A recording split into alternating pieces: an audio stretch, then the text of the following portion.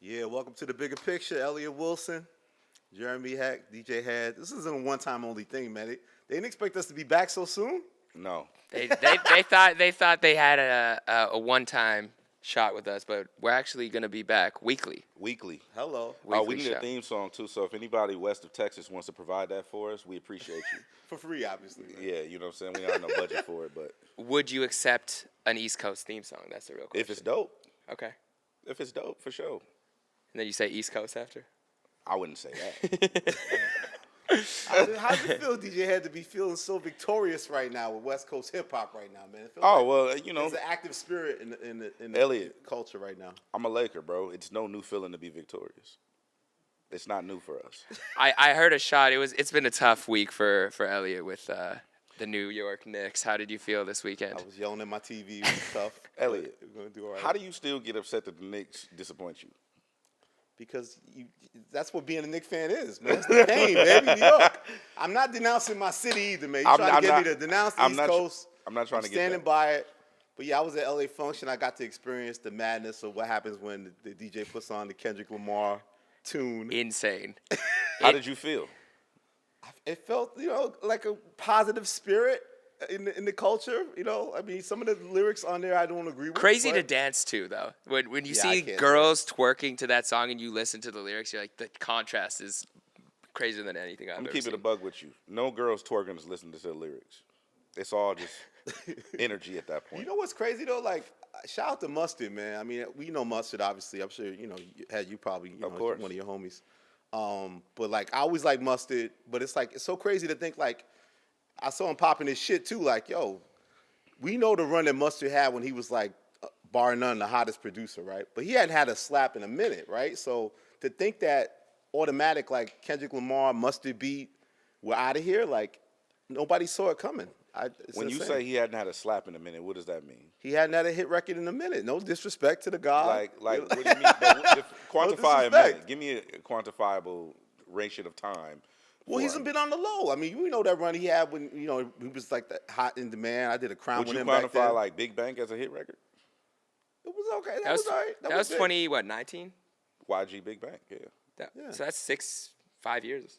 Okay. Him and Roddy had the joints. That was the one. Him and Roddy. Oh yeah, Ballin', Yeah, you got Ballin'. High Ballin'. Fashion. Yeah, that was 2020. Yeah, it just is not what it is I think is a lot of biases because there aren't other people jumping on the wave as more than our people. Yeah. You know what I mean? Like you have Roddy, you got YG, obviously, but I think that when the run that you're talking about, when 2 Chainz and Jeezy and like everybody from Absolutely. everybody from everywhere was on. He changed the sound of hip hop. He's one of those Yo producers Gotti. that you could say he changed the Yeah. sound of hip hop at that time. West Coast. Does Mustard West Coast. Does Mustard deserve more credit? Should he be in more conversations when it comes to top producers 100%. all time? 100% of the time. Because the thing is, like, okay, we had the Metro conversation somewhat, right? But then we also have people like, I mean, I don't get it wrong. Don't get me wrong. I think that other people deserve those nods too, right? Yeah. Tay Keith defined the sound too at some point, right? Even right now with Sexy Red, he doesn't get enough credit for that. That's what I'm saying. Like Tay Yeah. Keith is like the lead on most of that stuff, and then you got like other people that I think deserve certain credit that are legends in the game, like JD. Jermaine Dupri is somebody, to me, he's my GOAT from a production standpoint. Yeah. I got a lot of heat for that from the West when I said that, but he's my number Do you one. remember the Dre, I feel like I was part of it with XXL when they had the back and forth. And people forget like the Eminem, Dr. Dre. I did the diss song thing. Went back to Say What You Say. And they're just firing at Jermaine Dupri and Timbaland. That everybody forgets that Catching beef. strays. I did forget Exhibit about that. jumped in that shit. That I shit was forgot wild. about that. Yeah. I like JD though. Then you got the Money Long situation. Like to me, Jermaine Dupri is one of those producers where I could see Mustard being like, Yeah. okay, he'll lay low for a minute and then he'll resurface and get a number one, and then The he'll thing lay that's low. always And funny about JD is that he's constantly gonna have that chip on his shoulder because he feel like he never gonna get the respect he deserves. he don't. and that's what fuels him. He That's don't. why people fuck with him because it's like His run has been so long too. The fact that he's had Yeah. hits in every generation. And think about this: JD has worked with You got Bow Wow, you got Criss Cross, you got Mariah Carey, you got The Brat, you got Jagged Edge. Like, you talking about the range of stuff that he's done. He has a hit record with damn near everybody he's ever worked with. Nelly. So you saying Jermaine Dupri all-time better over like the Dr. Dre, Mr. West Coast? Your favorite producers from Atlanta? The GOAT producers from Atlanta, Mr. West Coast? Is that what you trying to say? Listen, before we get head into too much trouble, let's go into the comments from last week, because there'll be comments on this week's episode as well. Okay. But Alex is going to pull up some of the things that the people said about our first episode. Let's do it. So we had Cold Chillin' 90 say, I'm from Louisiana. I understand fully what DJ Hed was talking about. Shout out the West Coast. We F with Dot down here. He up 100. 100%. And I think, you know what, and also, I know we're going to keep reading some more comments, but shout out to Cold Chiller 90. Appreciate you, fam. That's your boy? No, I don't know who that is. No idea who that is. That's the homie. But what's interesting is the things that I was trying to articulate. I can say this now. I can speak freely now that everything has kind of died down. Yep. I've had a lot of information that I can't share publicly. You know Of what I'm course. saying? I know, Jeremy, you heard the thing that I was on. I was on Academic Stream for like 90 minutes.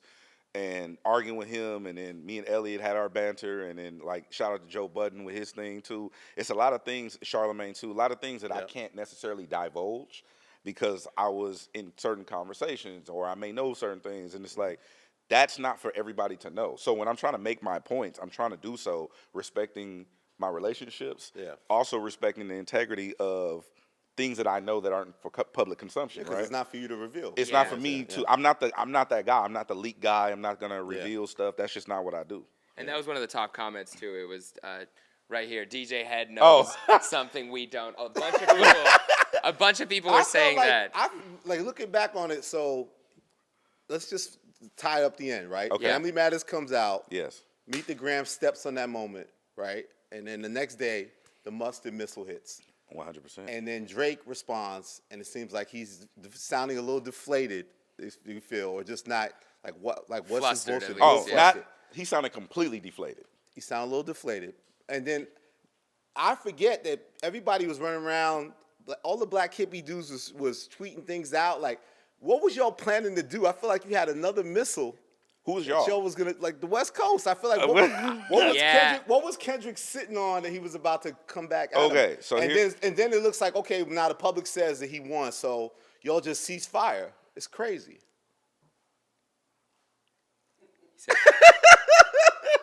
Okay. Elliott. Because he said You gotta 5 do plus Elliott. 5. I got another 5 diss tracks or whatever he said on that song.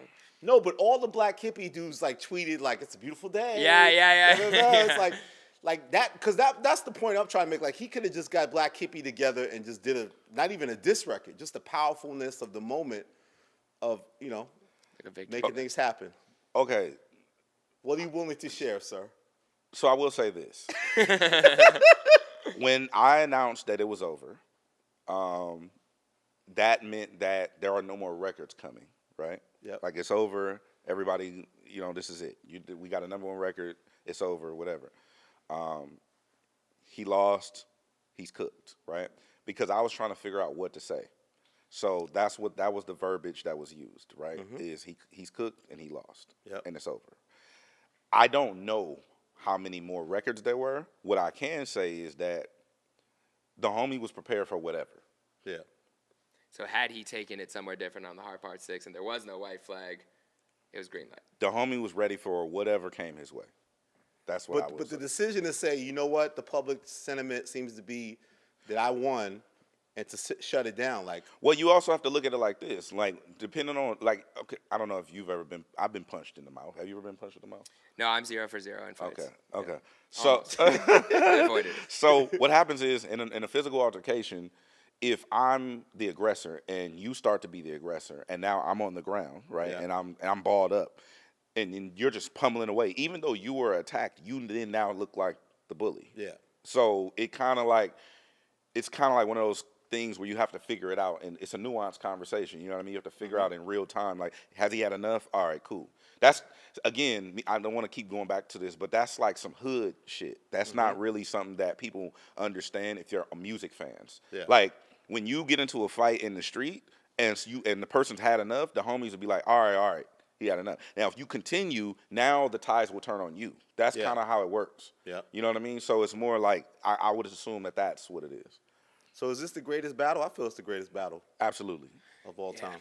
And it was such a short span of time too. We've never had and this was the first battle I feel like I got to really experience as a hip hop fan. I was born in '94, so a lot of the stuff I didn't get to fully grow up on. But to experience that in like a month span from whenever like that dropped, it felt nonstop. And Like, it ruined your trip too. And it ruined I'm trying to have a vacation. I'm trying to be in Vegas Friday night. My brother's texting me, Drake dropped. I'm like, no way. And then like 10 minutes later, Kendrick dropped. I'm like, I haven't even gotten home yet.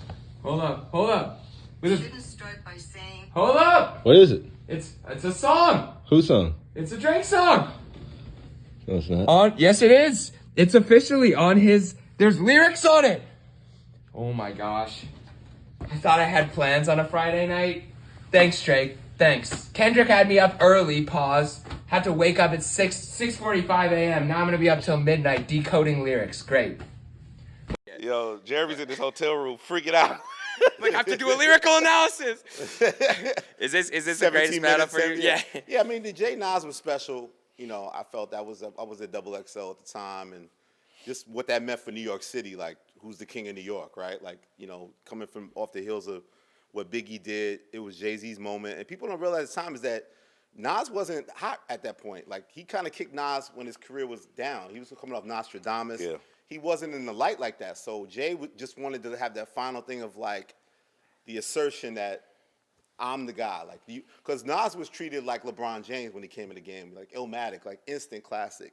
Like, he was revered and loved and, like, was, like, the chosen one, right? And Hov always felt like he wasn't getting that respect. So that battle was amazing because it basically resurrected Nas's whole career to me. I think that, you know, it literally goes on a whole other run, the Stillmatic and all the run. Like, if you look back on it, he could have easily just kind of played the back and just had this great run early on. Like, you know, rappers' careers, like, everybody don't get to, like, 5, 6, 7 albums. Do you think that He lit that fire. He would not have had a career if it not been for that? I think that I don't think he would have been as competitive. And now look at him. Now he's making hit boy albums and can't stop making music. But to me, that comes from the fact that the competitive side of him was challenged by Hov at that time. You know, so I understand how monumental that moment was. But the difference with Drake Kendrick now is that we never got so many high volume of records. It felt like, you know, back in the day, it'd be like, what was it, MC8 and Quick back and forth, like Duck Sick this one and back, blah, blah, blah. Like, we never, and it's such a high quality level of all those records. Yeah. Like, these are big records. Like, I wonder what you think of the Drake actual songs, because my thing is, I felt all the songs were great except the last one when he was responding, because, like, the high quality of the music is bar none. Jeremy, what you think about the records? And then I'll go. My ranking of the records would be They Not Like Us, 1. No, he said the Drake records. So I'm just giving you, so that's Okay, my 1. okay. But number 2 is Family Matters for me. Really? And I think had it not been for Meet the Grams, if that record even sat for 5 days, 3 days, a day, it would be heard differently.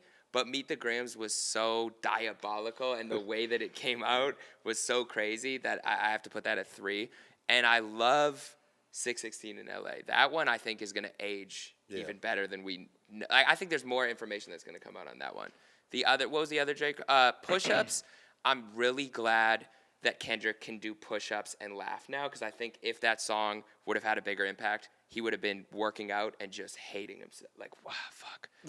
He would only do 40 push-ups every time he did it. But push-ups was a good record. It was a good start. Well, for the record, that in LA we call that programming. Like, he gonna program anyway. So, but I don't like it. I think that Family Matters is a good song, and obviously Push-Ups is a cool song. Like, I don't.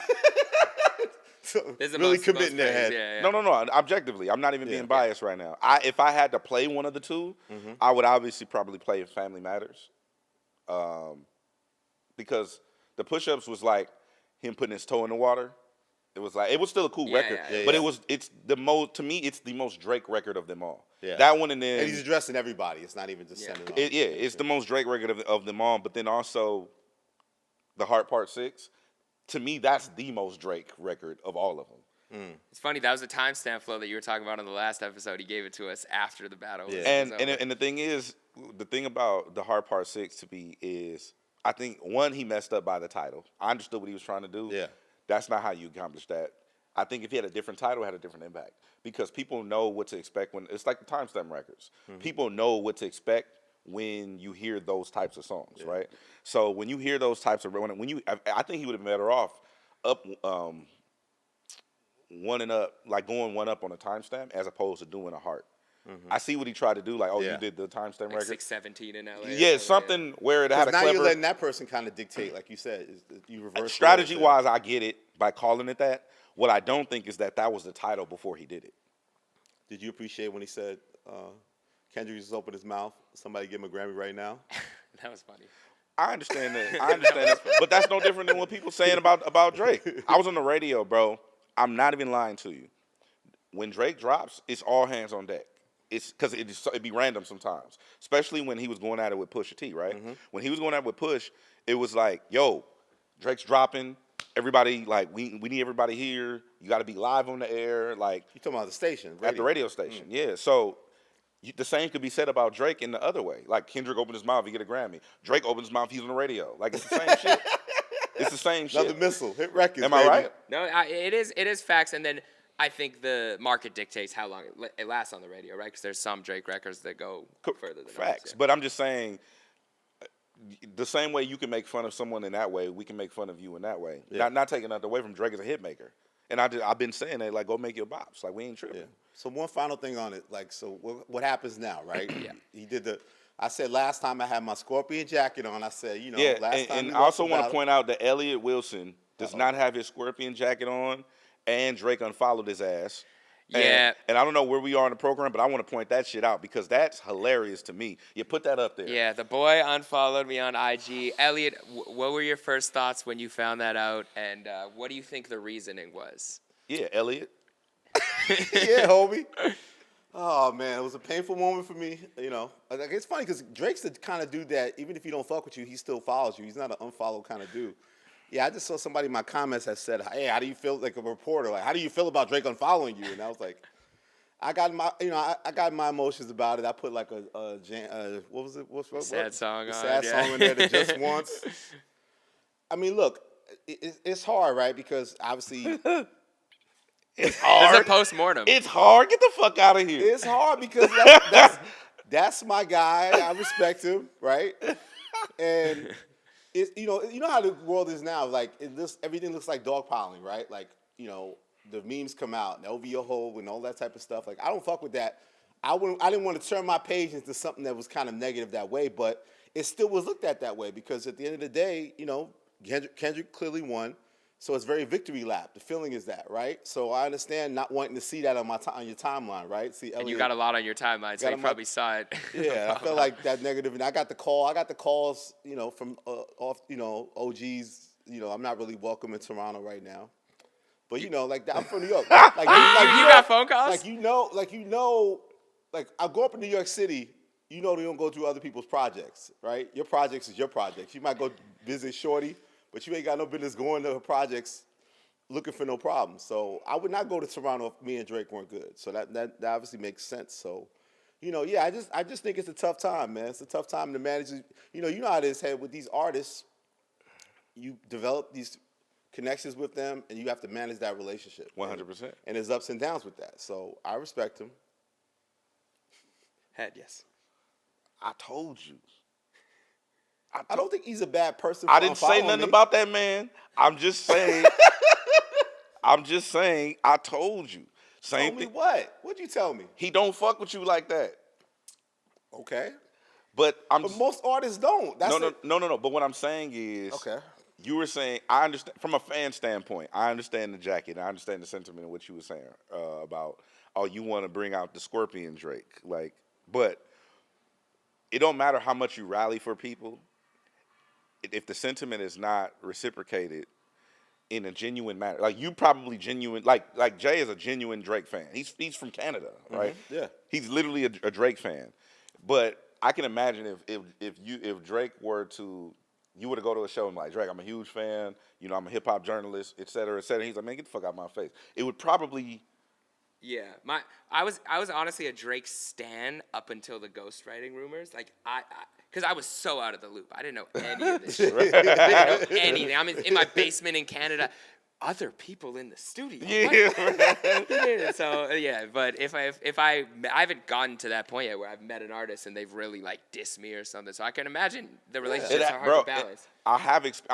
Elliott's been doing this way longer than we have, but I have experience in that. I remember one time, I'm a huge Fabulous fan, right? Huge Fabulous fan. I bought Ghetto Fabulous over the Blueprint. Wow. Facts. 9/11. Facts. 2001. So when I bought Ghetto Fabulous, I'm like, bro, Fab is my guy. He's like, I'm like, oh my God. Dresser. And then one day, at this point I'm in the music industry, and we go do a show and like I'm with Akon, right? So I'm going to do some DJing or whatever. We go to do a show. I'm with Akon. We're in the big dressing room. So I go down the hall. I'm looking in the other dressing rooms. It's like, oh, it's Fabulous, right? So I'm beelining like, yo, Fab is my guy. He's been my guy since 2001. Let me go. I want a picture. Let me say what's up. And he's like, yo, close the door. And I literally got to the door, and he closed the door in my face, right? And my heart was I never played a Fabulous record till Throw It in the Bag dropped, and I had to play it. Wow. I didn't play a Fabulous record for years.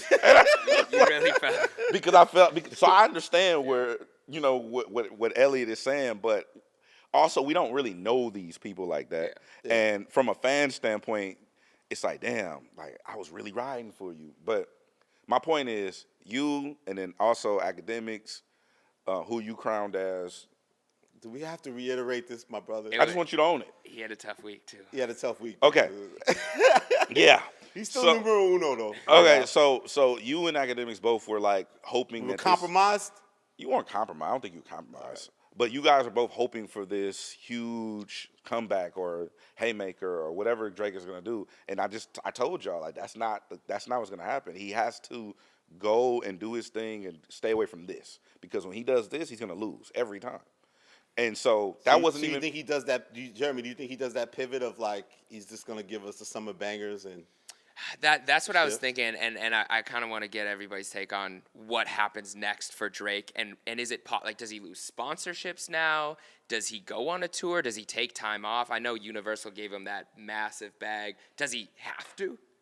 My thing is maybe Drake has to release a banger now because that contract forces him to. The competitive fire's there. I mean, he put great records out. Like Kendrick got the better of the matchup, but it was like a super fight. So I think he just goes. It's hard for him to go away. Yeah. I'm sorry. I'm saying I think he just goes, take some time, make a hit record. We all gonna play it like nothing happened. Yeah, can you have that? Like, are we playing the Not Like Us record, and then you just segueing into another Drake Well, hit see, record? if I'm Drake, this is what I'm doing, and this is from a DJ, bro. Stay away from 100 BPM right now. You know what I'm saying? Go do your God's Plan, 77 BPM. You can even go up to like starting from the BPMs. And you shit. can even go to starting from the bottom, or Energy. That's 86 beat. Stay right there. You go to 101, we blending your shit with Not Like Us. I'm just telling you the truth. Yeah, the one thing I'm curious if he'll do is throw, because with Pusha T, right? We all agreed he lost. He bowed out of the battle. He took himself out of the battle. But then the entire Scorpion album was shots towards Pusha and Kanye, and still on the Jack Harlow record, he's throwing shots at Pusha. I personally, as a fan, do not want to hear Kendrick subs, because I think it looks like punching up a little bit at this point, and at the same time, to your point, if you throw subs at Kendrick, I think it's fair game for Kendrick to throw more. And the thing is, and again, it's some terminology, but Dot is not. When he goes into that mode, and I guess I could talk about this now too. Like, I talked to him on the phone, and he wasn't joking, and that's what I think I was trying to convey that without saying that, like on the last episode. But like, he wasn't playing, and that's what I was trying to say to you, Jeremy. Like when we were talking last time about it, was like, bro, the homie's not playing. Like Drake is posting memes and it's funny, and he posting and like the homie not playing. You know what I mean? Like, do you think he was truly angry? I can't speak for him. I just know what I heard in his voice. He wasn't joking about this. This was a thing for him. Do you think it's a moment, like we'll get off this topic, we could talk about it all day, but like one final point, I guess. Do you like the whole narrative also was that Kendrick wanted this moment, right? He wanted to have the battle with Drake, right? He wanted it for a long time. I don't think he wanted it. I think he was open to it. But do you think he really wanted it? He was though? poking the bear too. Like, doesn't that help define his greatness, right? Like, because to me, it's like the other reason, like, it's this is the respect level. It's like, to me, this elevates Drake and Kendrick to the all-time GOAT conversations. Like, they're right there next to Hove to me. Whether you judge it by, yeah, he may have other people help him write rhymes at times or whatever the fuck. Like, you can't deny the greatness and the elevation of these guys' careers, both of them. Facts. I think they both got elevated higher. Facts. I agree. I don't know if Drake got elevated, because here's the reality of the situation. Drake's fans supersede hip hop. Can we agree on that? Yes. Okay. So Drake has fans that are beyond the realm of hip hop's reach. Yeah. They don't give a fuck. If he loses a hip hop they don't battle. care. And I think you bro. can cater to those fans with a hit too. All he got to do is drop a record, and everybody's gonna be right back to whatever we're gonna go right back to where we were doing the day before. It's the truth. That's But just does how the that world. take away his like all-time great? Like, can we? I said the Gunna was the hot MC To right now. us, The yes. greatest MCs conversation. To us, to Tiffany from Orange County, no. Yeah. To Jeremy from Canada, no. They don't give a fuck. Hey, don't do that. I don't. Even Jeremy looking Even me. compromised. Damn. I'm just saying. No, it is true. The pop fan or the person, like, they're playing a Drake record in the club the other day. It wasn't like people were looking around like, No, no like, one cares. Especially We care. in that setting. But in this conversation, I do think it affects. Yes, to us, but we're the minority. We're the minutia. Absolutely. So the only other thing with this battle was the man who stepped outside of the battle for his piece. And there was recently a video of J. Cole at the beach, headphones on with his laptop. I was joking that I think he was catching up on the diss tracks, seeing what his guys were up to.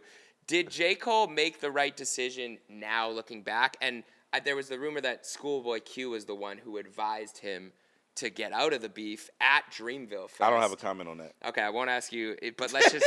you I have won't a ask you if that comment. happened. But let's just say that's the case. Do you think it was because he saw what was coming and he didn't want any part of that? He knew that there's real animosity here and he wanted to step out. I'm gonna say Cole. Look at Cole, man. Love Cole life. got the Omarion level of unbotheredness. Shout out to go get that book too. That book is fire. Omarion's Unbothered. His laptop But- and headphones Yeah. at the beach. Right. Working on the fall off. You know what I'm saying? To me, I just think that Cole is in a space that I aspire to be in. Same thing with Omarion. I keep bringing that up, but I think Cole's in a space where no one's gonna fuck with his piece, and that's inclusive of. I've seen. I don't want to call them hit pieces, but you know how people can use their journalistic sites to take aim at J. Yeah. Cole, and I've seen them take aim at J. Cole. I've been very critical of J. Cole. I'm not really been a fan of his later albums. For Your Eyes Only was like the start of it for me. It was like, that's the name of it, right? Yeah, For Your Eyes Only. I was like, because to me it's more like him. It's more like emotional, and I guess I'm just not an emotional person, so I can't necessarily relate. But to me, Cole's been in a space in the atmosphere now where he's not letting anything or anyone bother him or fuck with his chi, and I respect that. And that includes the homies battling out. It could be World War III. Have you seen that meme of the girl on the swing? Yeah. And it's just an inferno behind. That's J. Cole. It is what it is. It's just, bro, do you know the world is falling apart? I don't like that shit, man. I don't like that he stepped on the moment at the festival and publicly did it that way. And like, I like that EP he put out, and you can't really listen to it the same right now. It's tough. I don't like the way it went down, honestly. Like, I'm not totally buying that theory of like he found his piece and he did the right thing. And I can't fuck with that. Like, what's wrong with peace, Elliott? Because he's sitting on the beach, he's listening to them diss records. I think he is. He's a competitive rapper. Like, and I just feel like he talks his shit. Like he was barring motherfuckers up, right? Talking about I'm the best. Who wants smoke? He didn't do no guest features before, right? Then all of a sudden he became the guest feature monster, murdering motherfuckers on their own records. And now, like, it's hard to hear those bars hit the same way because of the fact that you kind of pulled yourself out of it. Where, I think I might have said it earlier, like, he has genuine friendships with each of those guys who don't really rock with each other. So it puts him in a weird situation. So I get that, but at the same time, it's like, I still want my guy to be competitive and popping his shit. Like, I don't think that, it's competitive nature. You had an interesting tweet, too, on this episode of Hip Hop What Ifs. You tweeted, What yeah. if J. Cole and Drake never went on tour? What did you mean by that question? What do you think would have happened had they not clicked up? Well, I don't think any of us looked at first person shooter as like this big attack against Kendrick at the time. I didn't look at it that way.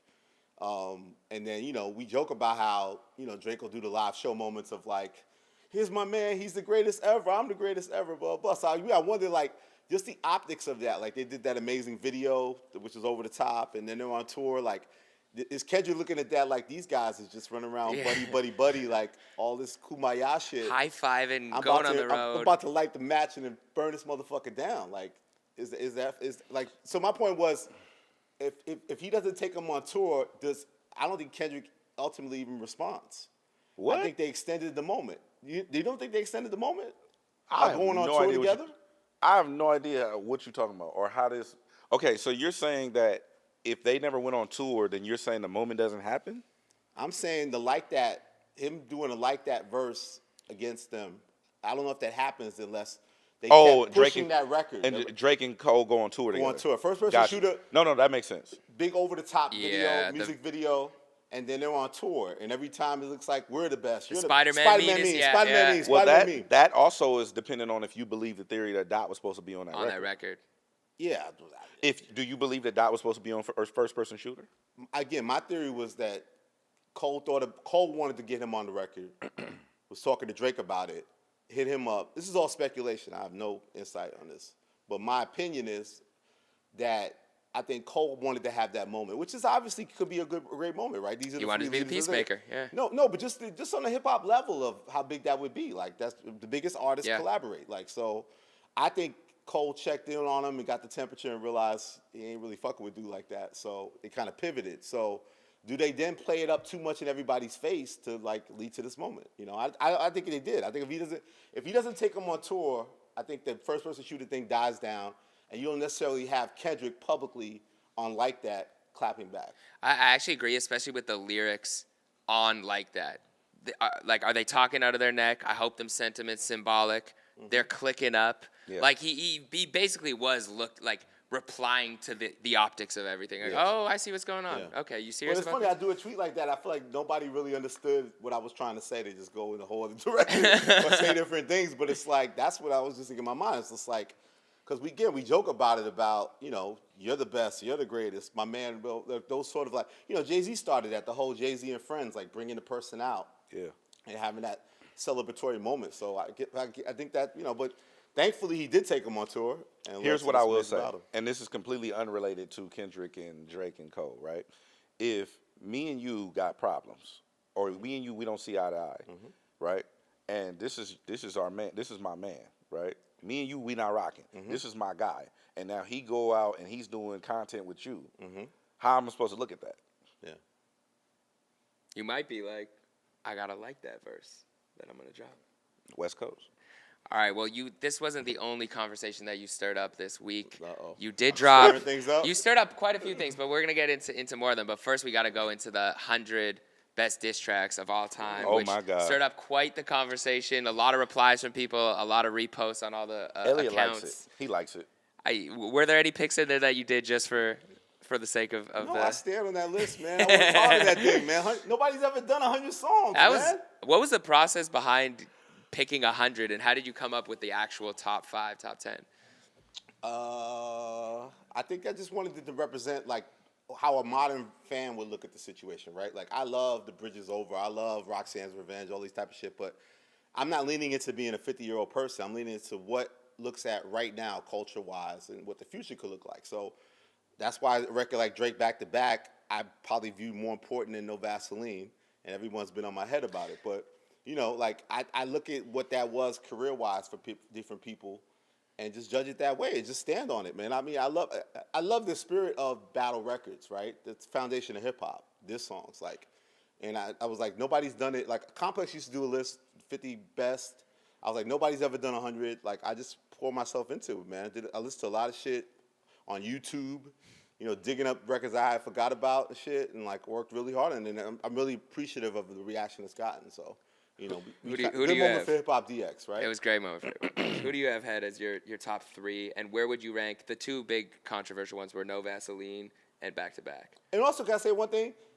everyone's on this bandwagon, no Vaseline shit, because of the goddamn NWA movie. Yeah, can we Because pull they up? have that moment of like he plays the record and like y'all wasn't outside when no Vaseline was on. You just rapping to this NWA movie moment and Cube's done a great job. Cube has said it's the best record. He's standing on it. Pac had his homies on the record. Like they have these talk points that have been established now. Like why Cube thinks it's the best, and you see the NWA movie, but like it's a great record. But you know, Well, we had a non-biased reply from his son, O'Shea O'Shea, Jackson yeah, Jr. O'Shea brought it to me, Yeah, man. if you have that, Alex, he Son of Cube. He said, "I'm sorry, I've been really trying to hold back." No, you missed that first part. No. Yeah, no. You And we're what? yeah, no, I don't. I think you'd like me saying it less than Drake saying it. I feel you. Yeah, okay. I'm sorry. I've been really trying to hold back, but you motherfuckers are not rapping anybody else's verse on Hit 'Em Up, but Pac's number 7 is disrespectful. 1v4, the youngest of the group, against the world's most dangerous group, no response. Why do people care what I think? You're a tastemaker. Man, I didn't think it was disrespectful. It could have been higher, man. Maybe it's top 5. If you had to move it up, where would you put it? We'll have to look at the list. Okay, I right now- didn't make an argument that it could be top 5. So right now, I don't look at 7 as You put the top 10. disrespectful, but you So know, right now, you are at Ruthless Records, and you are in there, and Cube comes with a bat. Where do you put it from number 7 to what?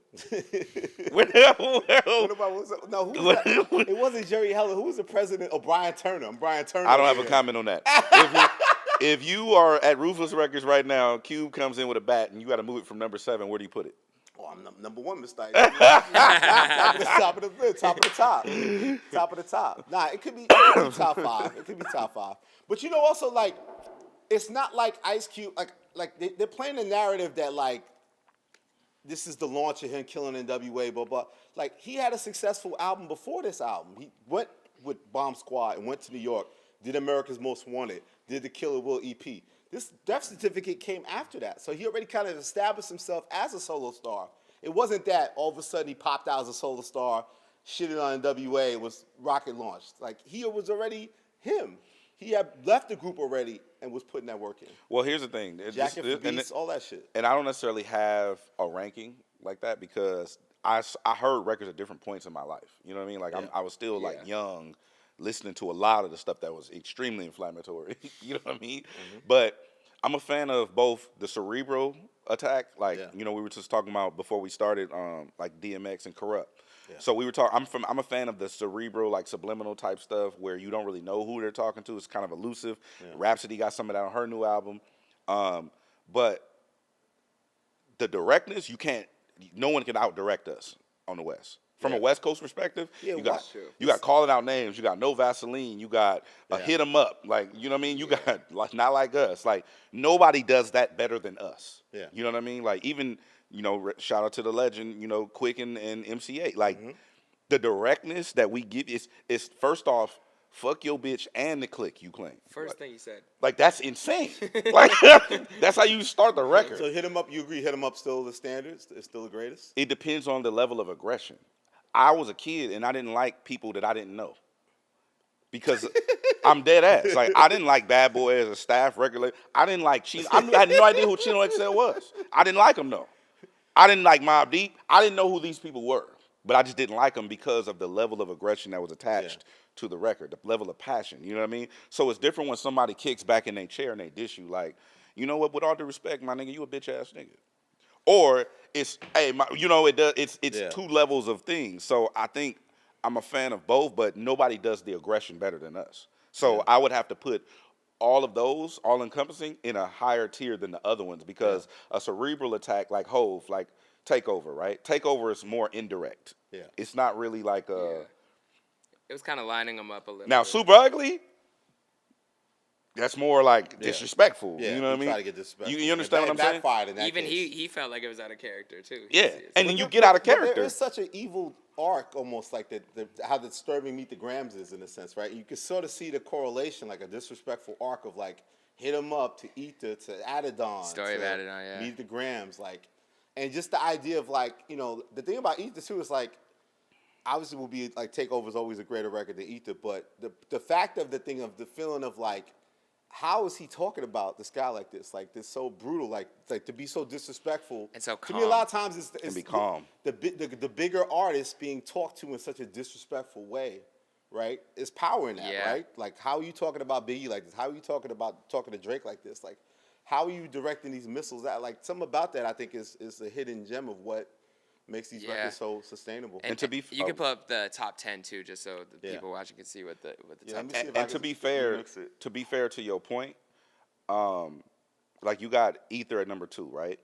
So me personally, I wasn't around for the impact of that. Yeah. That's why these lists, even what B-Dot does, these lists Yep. are so nuanced because everyone has a different day-to-day life, and everybody hears these records different. A lot of people now are hearing the records on the phone or in the headphones or whatever. It's different when you go outside or when you have to hear a song via the blog era, and then before that, the radio. Yeah. And then before that, you know what I mean? Like it's just mixtapes. Like it's just a different way you hear the record, and it impacts you at a different level. So Yeah, people don't realize that too. Like, can I just co-sign that with the High 97? Like, so much of the Jay-Z Nas beef was played out in the radio station, right? Correct. Literally, like, had the fan poll about people voting and who's got the best record. crazy, Came yeah. back the next day. It's like, you know, it shook the game up.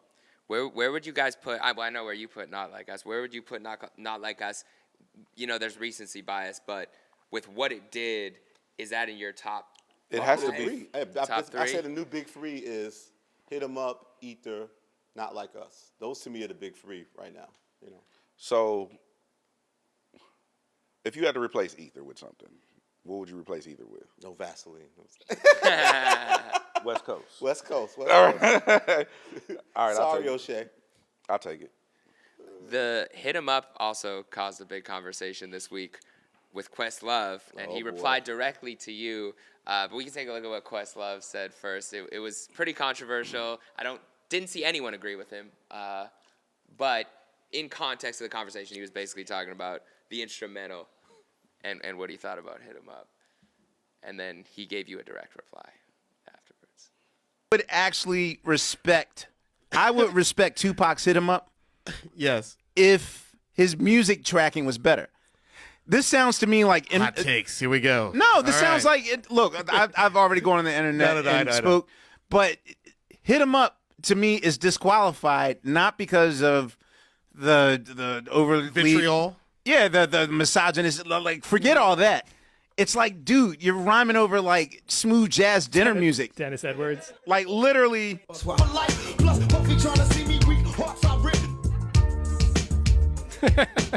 Luther Vandross could sing over this.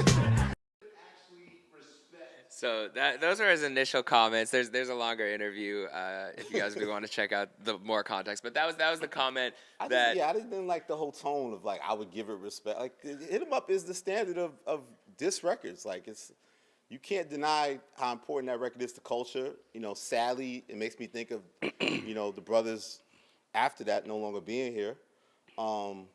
Yeah, that's the whole tone of that. I just didn't like that. And that's also coming off him saying about hip hop is dead. Yeah, and being all. dead after the Like beef. I get real sensitive with that. Like being an OG, like I don't like when people criticize hip hop or put it in this thing of like, this back then we did it right and now you're doing it wrong and point the finger. Like Yeah. I don't like the tone of that. Like I don't like the whole tone of it. And like I try to do it in a respectful, loving way of saying, you know, Quest, we obviously all love Questlove and we know he comes from a good place, but you know, I feel like his tone and the whole thing with that just kind of rubbed me the wrong way. And he then accused me of like cutting the clip too short before, to not really get him to land his point at the end.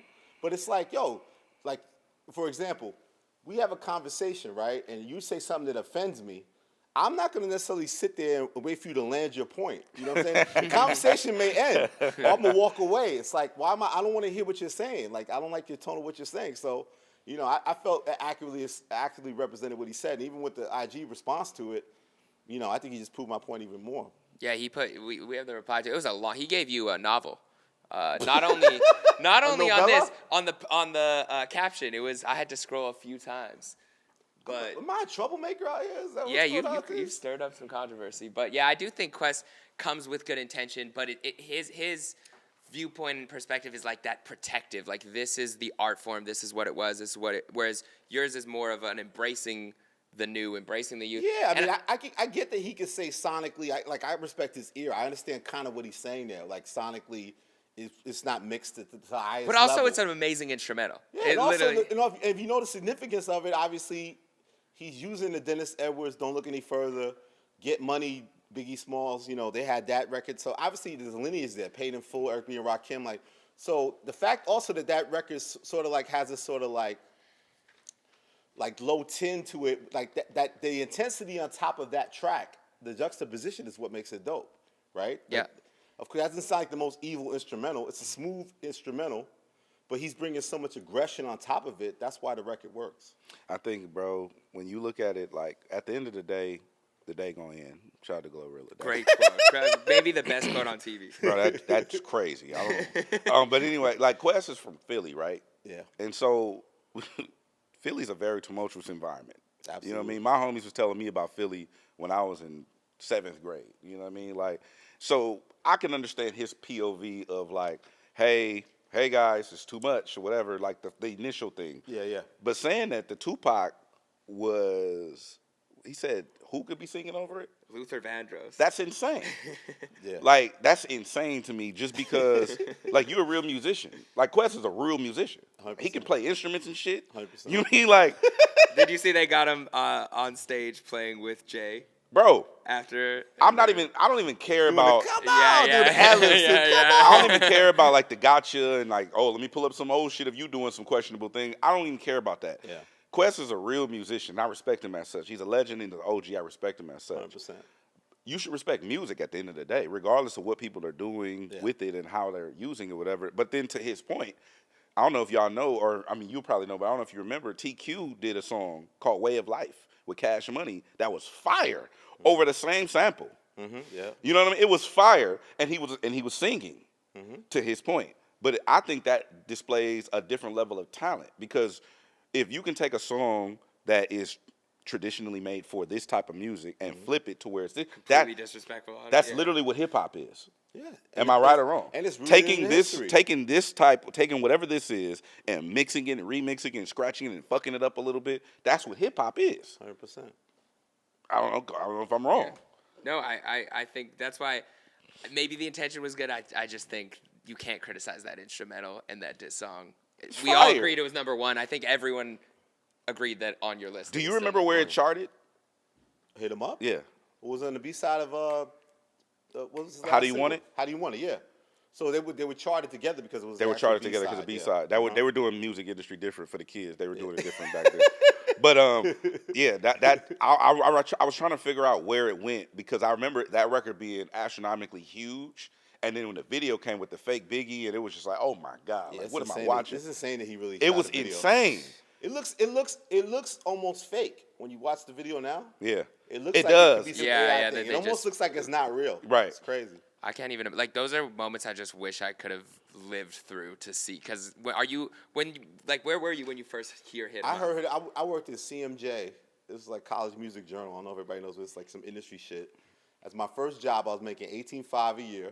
I had to go to Long Island Railroad back and forth, and they sent the CD over. I did the beatbox column, like the rap column.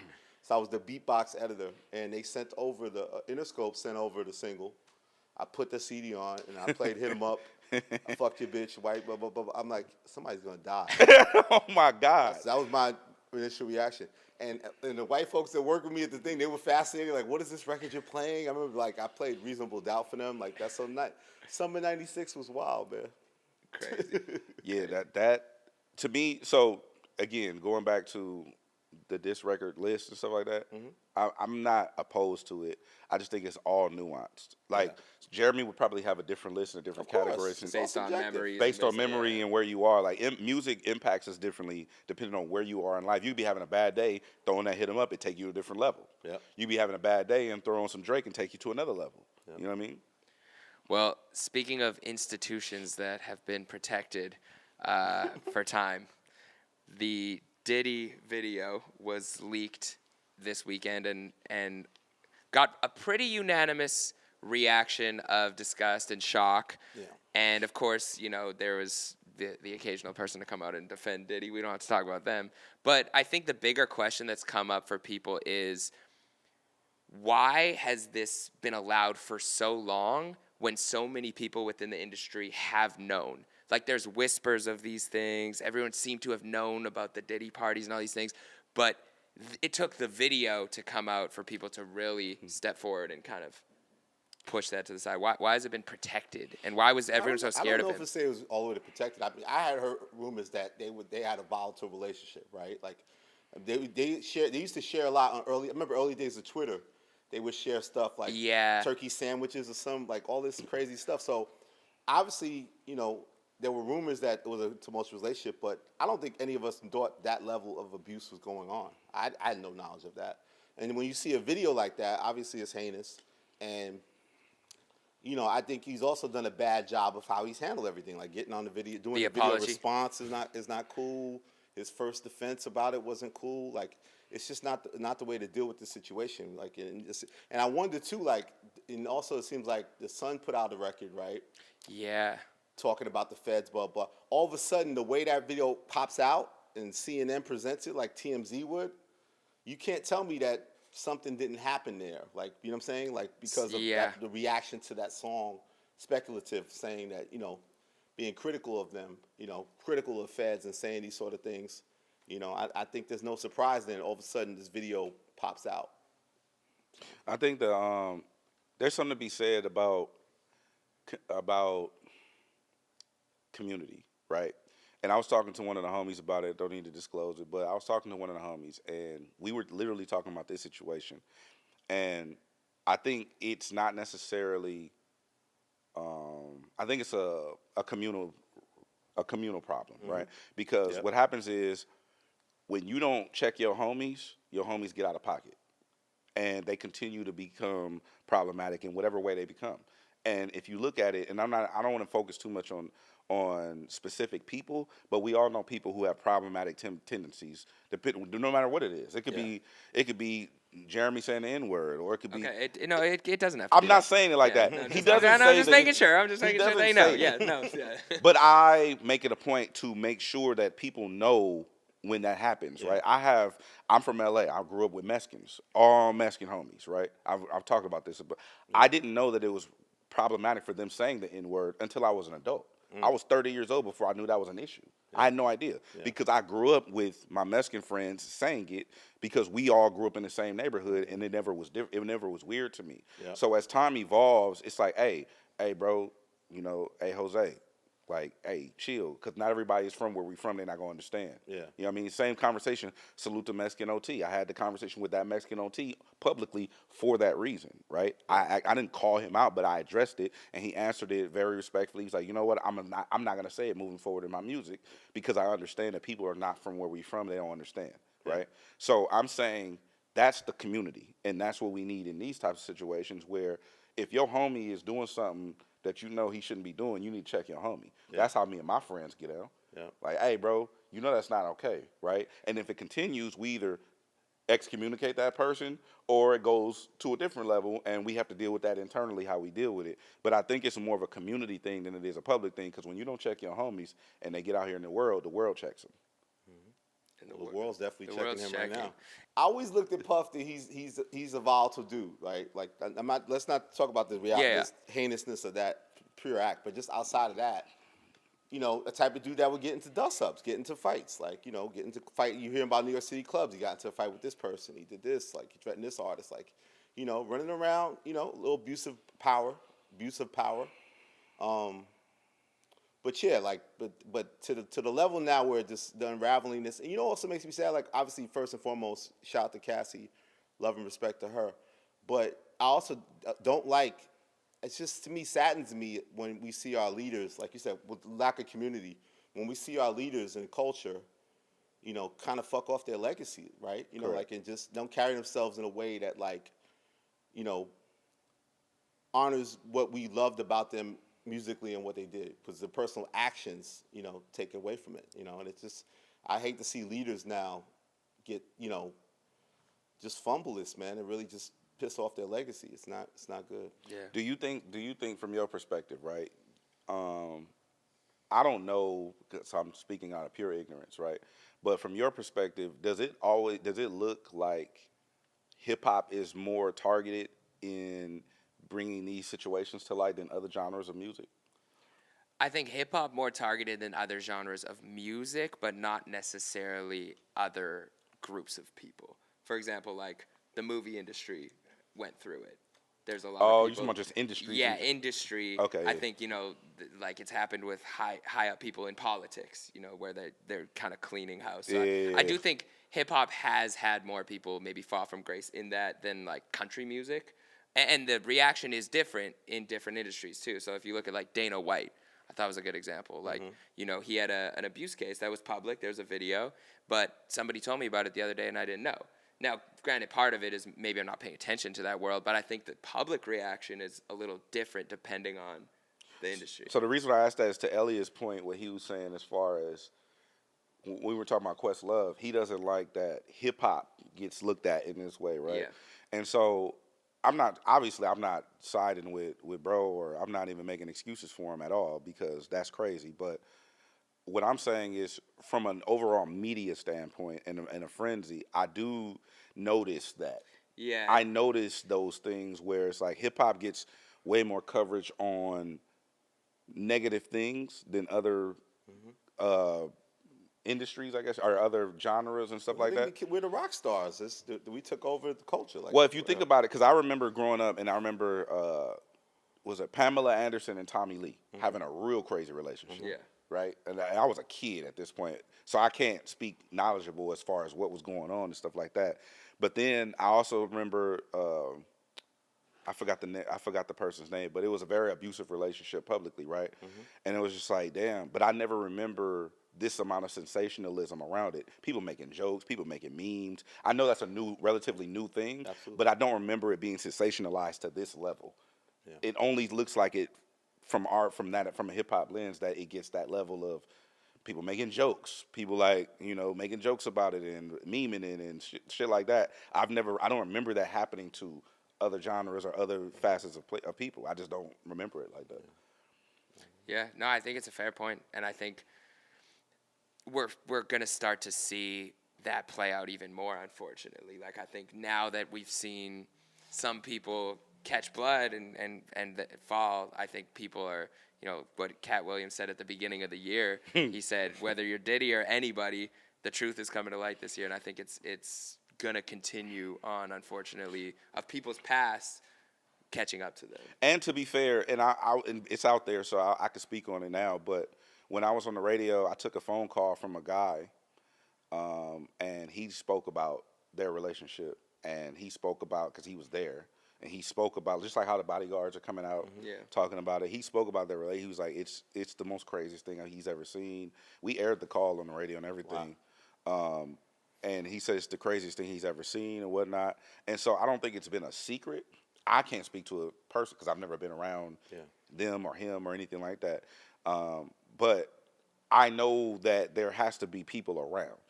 Because the thing is, I've seen maybe 2 domestic things happen in my life where one was involving my uncle, and then one was involving a stranger. I was leaving a comedy show, and this dude was like pressing this girl, and me and the homies, we didn't have a natural innate reaction to step in. It was like, hey, bro, what are you doing? You know what I mean? Like, you got to relax, whatever. And so when you're in those situations, again, I think it's a communal thing. And you have to figure out what your level of involvement is going to be. Whether it's the bodyguards, I respect people speaking out now, but I don't respect, bro, if you wasn't trying to stop it then. That's. You was on the payroll. You know what I mean? Just like if we get in the car and Jeremy get out the window and she kills somebody, like, we're complicit if we don't say anything. You've put me in so many crazy acts in this show so far. I have done wild things in your hypotheticals. You just sitting next to me, bro. You know what I'm saying? And but no, I'm just saying that to say, like, I don't necessarily respect the after the fact. Yeah, if you were going to do it then. Yeah, unless you said something then. If you said something then to correct that behavior, then cool. But if not, then what are you doing now? You know who did do something in the moment, which we have to mention is crazy irony now, but J. Cole slapped Diddy, allegedly, in defense of Kendrick Lamar at a party, which is hilarious considering all of the things that have to do with Kendrick and Cole and Diddy in this moment. But shout out to Cole. He did. There's a tweet that's going viral. He was the only person to stand up to Diddy in the moment. And you know what? Diddy probably disrupted that man's peace. He probably disrupted that man's peace. And he like, you know what? Not today. But yeah, so do you have any closing statements on? Nah. I just, God bless everybody, man. Yeah. All right. Take us home, Jeremy. Take us home, baby. So we have a couple more things to talk about. You tweeted that Roddy Ricch has a new project, and you said it's fire, and we got some cosigns from TDE. The West is on fire right now, the West Coast. Now, I have, this is more of a question. Roddy still has 20 million monthly listeners. He has one of the biggest songs of all time. All time. Say that again. One of the biggest songs of all time. The Box. Outcharting Justin Bieber's Yummy at the time. Pandemic hit. West Coast. But there was a lot, don't get too happy yet. There was a lot of talk after his second album that it was trash. You know, online the sentiment was it didn't live up to the hype. Yep. And even, you know, he came back out, put out a snippet, deleted it. It was a whole thing. And since then, he's been kind of quiet. Does Roddy need to, quote unquote, make a comeback? Is he still popping? Are we too quick to say people fell off? And I know you've heard the music, and the music will speak for itself, but our lens on people's longevity, is it morphed because of streaming era? Well, to be fair, I want to go back to something you said about the project. I didn't say that. I said Roddy Ricch. What did I say? I was talking about a song. Mm-hmm. He has a record, and I lost a bet to him. Okay, I bet him $100. He FaceTimes me. He said, "Where you at?" I'm at the house. He said, "I got one." I said, "No, you don't." he says, "Bet." I said, "Bet." He said, "Bet $1." I said, why did you tell him he didn't have one? That's my take on everything. I don't like anything until proven otherwise. Okay. Everybody's guilty until proven innocent. You like telling these rappers their records whack. I don't like it. My homies, I want them to win. Yeah. My people, I want them to win. Everybody else on their own. So, he says bet. I said bet 100. He said bet. He played me the record. I'm like, okay. I cash apped him $100 because I lost. Right? He got a record. Now the reason why I tweeted that is because, like you said, I saw some chatter. You know, people saying, oh, you know, this and that about Roddy and stuff. The interesting thing that people, and I don't want to speak for Roddy because, I mean, we just talked 2 days ago? Was that 2 days? 2 nights ago? So we were talking about 2 nights ago. Oh, wait till you hear this Roddy Ricch record. Yeah, record. So I was with him in the studio 2 nights ago, and the reason why I want people to give him grace, you got to understand, Roddy got on, he's 18, right? He went to the top of everything in the world. He's 21 years old. Yeah. He's making, I don't want to count and put his business on, he's making pocket watching an insurmountable amount of money, right? His shows, he's getting $500,000 a show. And was not prepared for that necessarily. Came out of nowhere. On no level. You know what I mean? Musically. Also during the pandemic, right? When the record and he didn't get a chance to feel his success. Yeah. You know what I mean? The COVID hit, he's inside. Then we try to get back outside a little bit, festivals. The Philly shit happened. Yeah, it was crazy. You know what I mean? Mm-hmm. So shout out to Giancarlo. He was able to perform. But Roddy wasn't able to feel his success. So when I'm speaking on Roddy, I want people to not count him out because he went in, he made arguably one of the best albums of the last, you know, whenever it came out, right? Antisocial came out. It was over. It was the end of 2019. The success of Antisocial was insane. Okay. Then when people try to make comparisons on him, and I got a lot of slack for this, people would always try to compare him to Lil Baby. Don't do that because Lil Baby has one #1 record, and that's with your boy on it. Roddy Ricch has 2 #1 records in the country. My boy Drake, still my boy. The boy. Roddy Ricch has 2 #1 records. With the Box, what's the other one? With Rockstar. Oh wow, Rockstar went #1. #1 in the country. Wow. Billboard Hot 100. And so when people were making these comparisons, it's like. It's kind of like the mustard conversation we just had earlier. People never want to give that credit because of whatever. Oh, it's this, or oh, he doesn't sound like this, or whatever the case may be. It's still the thing, right? Does that make sense? Yep. So when I'm talking about Roddy, it's more from a standpoint, no, I don't want people to write him off or count him out because you have a diamond record, your debut release album. That's not really something that you could live up to.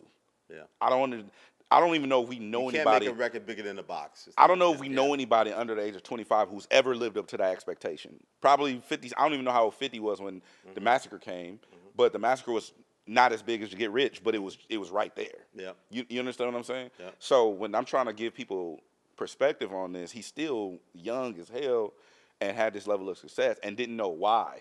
Like, why is this? But then wasn't able to get outside and really feel and live those experiences. Yeah. So the new music, when he put out Live Life Fast, and then he put out the mixtape Feed the Streets 3, it had a lot of, I was critical on it, but to be fair, like, he didn't ask me. He called me to the studio. I go to listen to the album while he's mixing it. Him and Ali is mixing the record. You know what I mean? It's already done. And he did that on purpose. Me and him had a conversation about it. But it was like, I just want to put this out. I don't care. I won all the awards. I've done all of the things. I've done all the festivals. I'm making this amount of, I don't care. I just want to put this out. So now there's more intention on the record. It's like, no. This is the intention behind the record. This is what I'm trying to make. This is what I convey. It's a cohesive effort. You know what I mean? I don't want to reveal too much, but he has people coming in, same people that Dot is working with, coming in and building the sound of what the album is going to be, what it feels like, the texture, the subject matter. And then, sidebar, he's grown as a man. And so Real life. In real life, he's living real life. The stuff, I know everybody, it's no secret about his baby mama and like all that kind of stuff. He's living real life as a grown man at this point. And so now I want people to give him kind of the same shot they give everybody else. Yeah. Don't look at it like, oh, he had 2 whack albums and this and that. Don't look at it like this person had a diamond record, came out, just dropped whatever he wanted to put out because that's what he wanted to do, right? And now there's intention behind it. So I want people to judge it off that. I'm excited, man. I like Roddy. Me too. And to be fair, he do got a slap. He got a slap.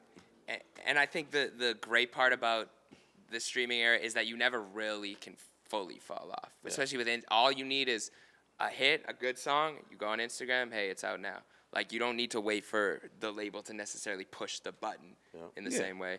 But the other person I wanted to get your guys' opinion on is it's the 10-year anniversary of the Double XL freshman class. This was the class. We had Chance the Rapper, Isaiah Rashad, Ty Dolla $ign, Rich Homie Quan, Vic Mensa, August Alsina, Troy Ave, Kevin Gates, Lil Bibby, John Connor, Lil Durk, and Jaron Benton. And first of all, how do you guys think this class aged 10 years later? Great. I mean, I don't really know too much what John got going on. And I'm not a big Kevin Gates guy on no level, but damn, I love Kevin Gates. Shout out to Kevin's my guy. What? No, I'm just I'm not a big fan either. I'll stand for him. But I'm not mad at it though, to be honest. Shout out to Dollar $ign going crazy. Yeah. Dirk stands out. Dirk stands out on that to me. Now, you know what's interesting? Let me ask you a question. When Double XL first, I started this freshman shit. That's what we had to really. Yes, Elliott, we all know you're the GOAT. When Double XL started and then the freshmen started, was the intent to do it before they had a debut album? No, it started because there's nobody big enough to get the cover by himself. So if you put the 10 artists, I remember first I did was Saigon, Lupe, like all these guys were buzzing, but nobody was big enough to be singular and get the cover. So I had an idea, like when I was at the Source, I was music head over there. We did a cover like with Corrupt and Capadon, like all these different faces. So I took that idea, was like, this is what we need to do, and I called it like I didn't call it Freshmen, I called it Leaders of the New School. And later on, Daquan Thomas, he rebranded it with the freshman thing, with the blog era, and made it what it was. But yeah, it was really just about like, just take 10 people. And it's funny about it, that issue didn't sell at all. It was a terrible seller. Like, so it didn't sell. Your idea. It fucking died. But like, that's why I didn't do it the next year or whatever, because it bricked. It was 1 year in between after that? Yeah, exactly. One or two, I'm not So when sure. it got rebranded, that's when they started selling it, Absolutely. the Double XL freshman? Absolutely. And I don't think it's still sold well per se, but it just was such a great brand move, especially with that generation with Wale and all these blog era rappers at the time. It was just the right idea, but they flipped it. You know? And what is the proper way to say Double XL? Is it XXL or Double XL? I like Double XL. No, what's the proper way? Because people say it all kind of ways in hip hop. I say Double XL. I think black folks, we say Double XL. So white people say XXL? I say Double XL. You say Double XL? Okay, so it's Double XL. Double XL, baby. Shit. And that's all the free promo they're going to get from us today. Okay. But I do want to ask about Chance specifically, because I saw Chance the other night at, what's that club? The Highlight Room. I saw him at the You chop it up? Chance. I really like Chance. So he just dropped the song with DJ Premier. He obviously was going through personal matters that were put public. Yeah. And a lot of the critique kind of went hand in hand on his last album with his personal life and his wife and his, you know, his family and the album. And a lot of people kind of had this narrative about Chance where, kind of similar to Roddy, it was trashed immediately. The album had high expectations. Chance 3, he was pretty much on top of the world. And then over the course of the last few years, it's been an uphill battle for him. And I think Chance they tore him really, up with that album. they really, and you could tell it really hurt. Like he seemed like he took it personally. But at this point, it seems like he is really ready to step back into that spotlight. He's got an album he's been working on for a long time. He put out the new song with DJ Premier, which is dope. Does Chance, does he need to make a comeback? And if you think that he fell off enough to make a comeback, can he make a comeback with this album into the mainstream of hip hop to be the guy again? I don't think Chance. I don't think that's Chance's. I don't think he cares. For commercial success. Yeah, per se, yeah. like Chance has never done anything traditional in since I've been following his career. Like he hasn't done anything that tells me he wants to be at the forefront of the mainstream conversation.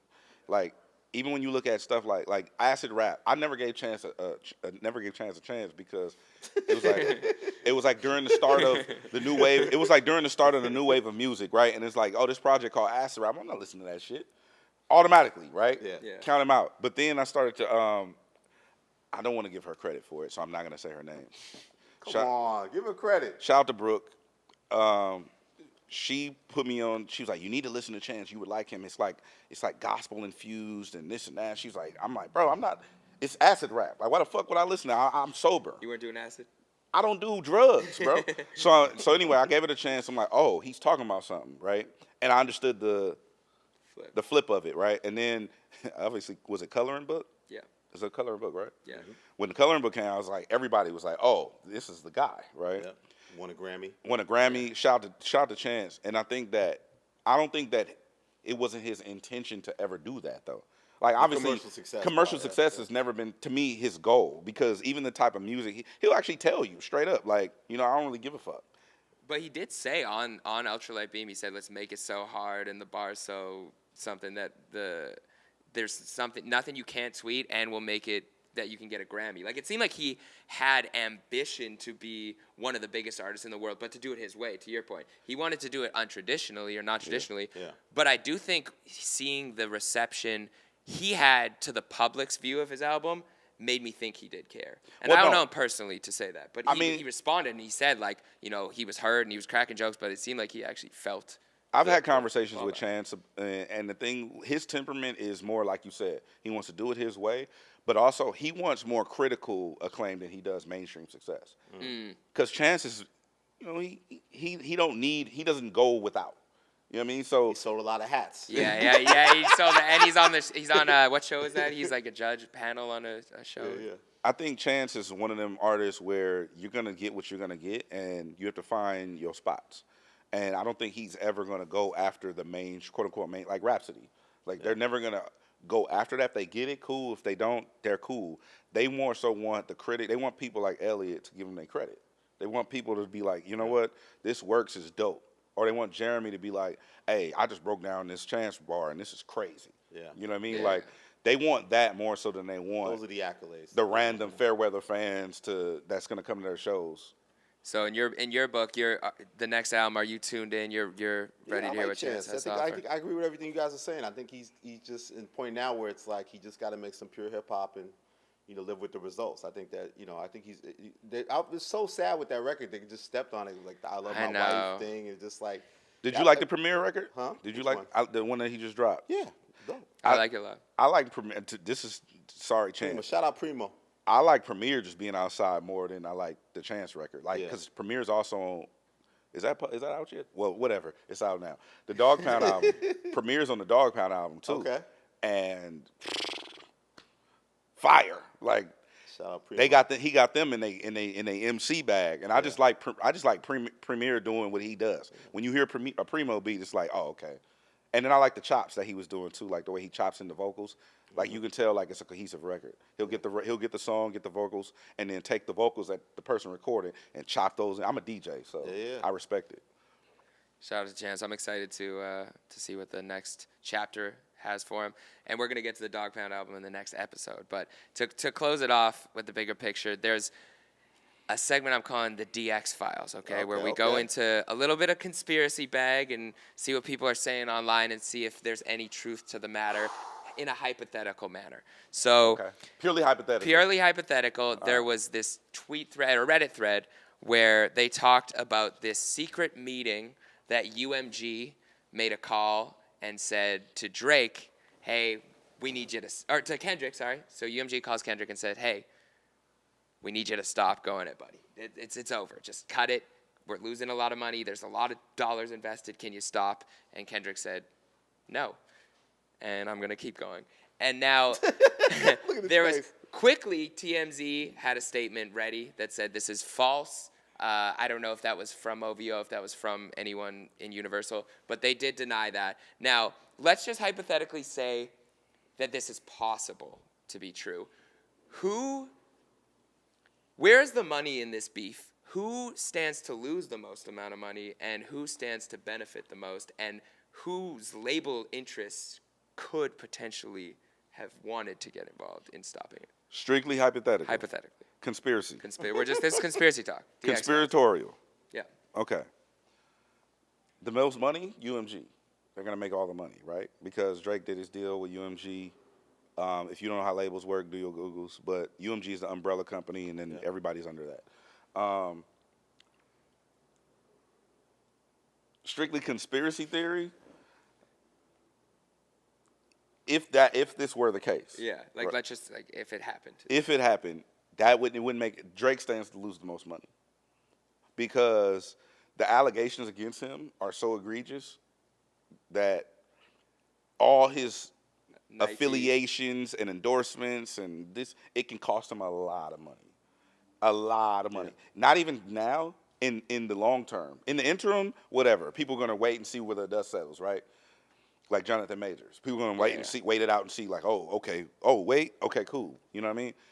Long term, the lasting effects will be terrible for him because he has OVO stores.